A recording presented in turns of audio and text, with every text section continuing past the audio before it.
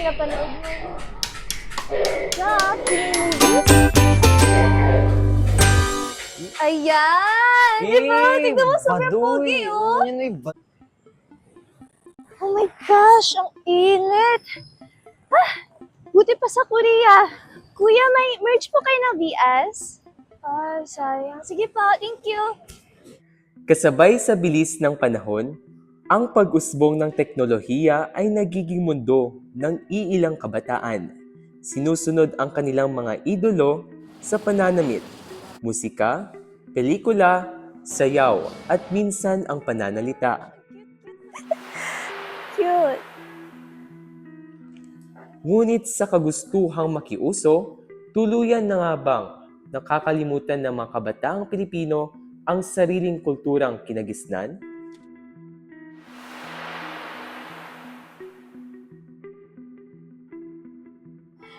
Karamihan sa mga kababaihan na Pilipino ay tila matagal nang nakatakda sa isipan ng madla bilang mga tagahanga.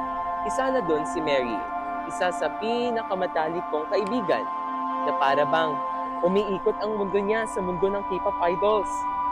Minsan, tuwing nagkakaroon kami ng pagsusulit, ang simpleng tanong na, sino ang pambansang bayani ng Pilipinas?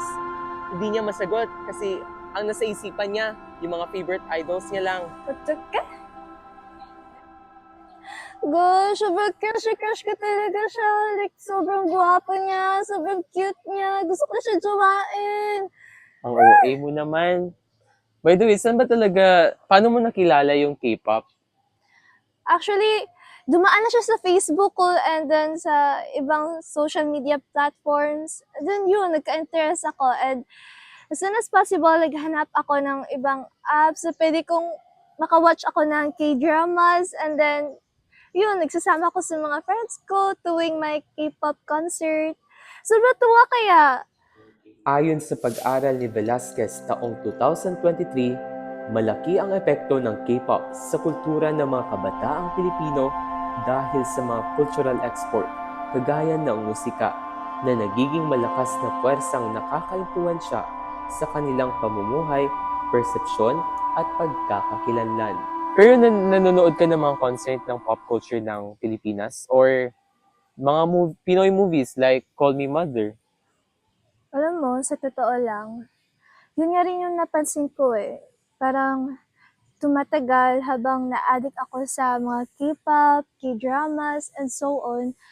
Parang na-realize ko na nawawala yung, hindi ko na masyado nabibigyang pansin yung kultura ng mga Pilipino. Na para bang feel ko na foreigner na ako or banyaga ng sarili kong bansa. Ito ang realidad ni Mary na naging daan niya upang mas pahalagan ang kultura na diskurso na dapat pagtuunan ng pansin bilang isang Pilipino. Masasabing may malaking epekto ang K-pop sa kultura ng kabataang Pilipino. Hindi naman masama ang paghanga sa mga idolo kung matututo tayong makontento at tumangkilik ng sariling atin.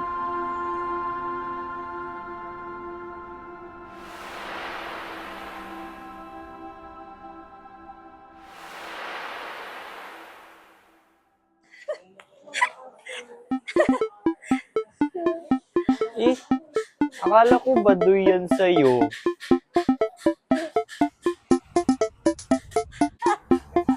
Aray ko!